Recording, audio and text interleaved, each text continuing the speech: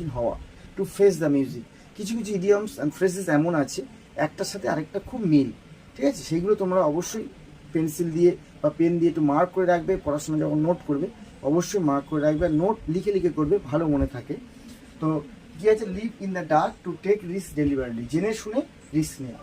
তারপরে কি আছে number 3, let the cat out of the bag, বলছে বিড়ালটিকে ব্যাগের বাইরে, টু দ্য ডিসক্লোজ, মানে বিড়ালটিকে আউট অফ দ্য ব্যাগ মানে কি বলতে আছে, টু ডিসক্লোজ মানে ভিতরে গোপন কিছু কথা বাইরে আসা।